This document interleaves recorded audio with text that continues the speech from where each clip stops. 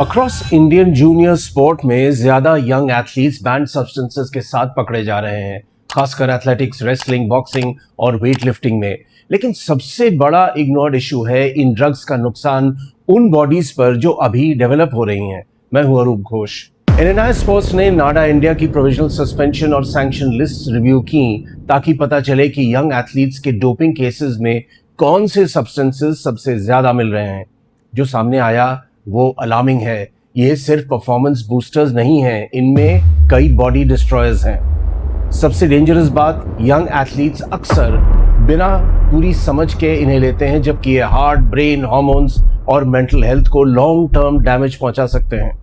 स्टैनोजोलॉल shortcut steroid athletics, wrestling और boxing में common, lean muscle और एक्सप्लोसिव स्पीड के लिए इस्तेमाल होता है। रिस्क्स, लिवर डैमेज, यहां तक कि tumours, heart enlargement, high BP, severe acne, hair loss, hormonal shutdown, girls में इनफर्टिलिटी और इरिवर्सिबल हार्मोन चेंजेस भी हो सकते हैं। Dianabol, cheap, common, dangerous, Indian junior sport में सबसे अब्यूज स्टेरॉइड्स में से एक, क्योंकि चीप और आसानी से अवेलेबल है। Damage, liver toxicity, kidney stress, dangerous cholesterol imbalance, higher heart disease risk, drug छोड़ने के बाद डिप्रेशन और डिपेंडेंसी। कुछ एथलीट्स ड्रग छोड़ने के बाद नॉर्मल फंक्शन तक स्ट्रगल करते हैं। मेफेंटामाइन एनर्जी इंजेक्शन ट्रेनिंग में फास्टर, अग्रेसिव और एनर्जेटिक फील करने के लिए इस्तेमाल होता है, खासकर एथलेटिक्स और कॉम्बैट स्पोर्ट्स में। Risks, irregular heart beat, severe hypertension, sleep disruption, brain development पर असर, ट्रेनिंग के दौरान सडन कार्डियक अरेस्ट का खतरा, drostanolone permanent damage junior wrestling और वेट लिफ्टिंग में रेगुलरली डिटेक्ट होता है। इफेक्ट्स,